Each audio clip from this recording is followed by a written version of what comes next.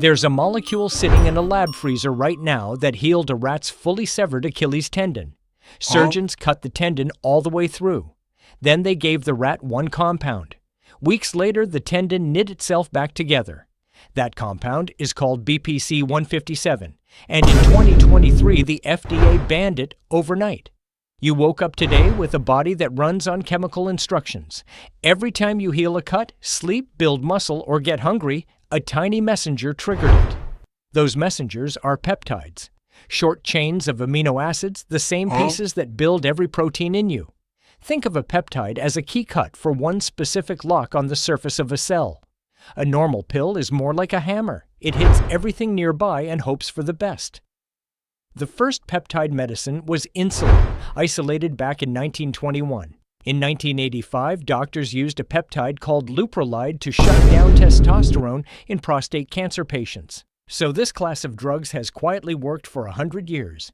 Then something changed in 2013, and it had nothing to do with medicine. A company called Myriad Genetics patented the BRCA1 and BRCA2 genes, the ones tied to breast cancer. The Supreme Court struck it down. You cannot patent something that occurs naturally in the body. Good news for patients, strange news for pharma. Because if a compound already exists inside you, no company can own it, and no company will spend money on it. Getting one drug through FDA approval costs $100 million, sometimes more. Spend that on something you cannot protect, and your shareholders revolt. So promising peptides got stranded, effective, cheap, and commercially worthless. The workaround was the compounding pharmacy. Back in the 1800s, a pharmacist mixed your medicine by hand, custom for you. Modern compounders do the same thing at industrial scale, making custom doses factories won't. From 2014 onward, doctors could prescribe these peptides through compounders, and they did. BPC 157 for injury, GHRP2 and GHRP6 to release growth hormone, thymosin beta-4 to build new blood vessels. Patients healed faster, and critically, doctors were not seeing dangerous side effects. Here's a safety number that matters. Researchers look for the LD50, the dose that kills half the test group. For BPC 157, they never even found the dose that harms 1%. It was that well tolerated. Then in 2023, the FDA moved 19 of these peptides into the banned category. Compounders got the email. We cannot make this anymore. We're sorry. The official reason? Insufficient safety data, because they never completed full FDA trials. But there was no wave of injured patients. These compounds had been used for years. So, a fair question. Who actually benefits when a cheap, unpatentable compound disappears? Ask this. Every dollar a patient spends on a $15 peptide is a dollar not spent on a branded prescription.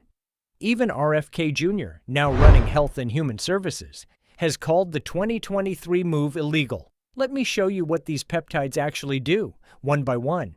GHKQ, a copper tripeptide your body makes less of as you age. Rubbed on skin, it boosts collagen and elastin, the stuff people pay for lasers to fake. BPC 107, the gut peptide that repairs tendons and is being studied for ulcerative colitis. TB 500, it pushes blood flow into an injured area, sending repair cells like reinforcements. MUTC, some users call it exercise in a vial. It raises VO2 max by making more cellular ATP. Melanotin 2. Inject it, catch a little sun, and your skin tans deeply. Warning label on that one. It also causes some of the strongest erections a man will ever have. Methylene blue. People swear it extends life. It also dyes your nails and hair blue. CJC Quinton95 with ipamorelin. Two signals that together push your own growth hormone up.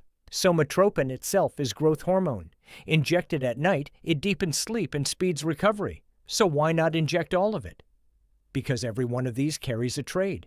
Too much growth hormone, and your glucose climbs, your hands go numb, your bones thicken. That's acromegaly. Now back to the part pharma is genuinely afraid of. This vial holds tirzepatide, the same drug as the branded pen, made by a compounder. The pen gives one fixed dose once a week. Paint by numbers. The vial lets a doctor split that into tiny daily microdoses. fewer side effects for some patients. Lilly holds the patent on the branded formulation. They can sue anyone who copies it exactly. But the compounded version is different enough that a lawsuit would cost years and millions. So the easier route is regulatory pressure. The FDA commissioner has tweeted more about cracking down on compounded GLP-1 than about heart disease. And the taxpayer funds that enforcement, not the drug company. Here's the payoff that made all of this explode.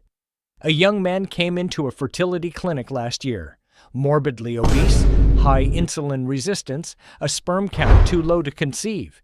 He started Retatrutide, changed his diet, trained, and lost 100 pounds.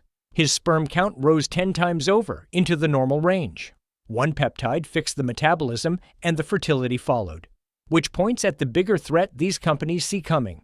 This one, Retatrutide, it hits 3 receptors at once: GLP-1, GIP, and glucagon. That glucagon hit pulls fat straight out of the liver, where too much fat causes fatty liver disease. In trials, patients lost 20 to 25% of total body weight. Bodybuilders already treat it as standard for cutting before a show, using research-only versions. Doctors predict it becomes a trillion-dollar drug, and Lilly will own the patent completely.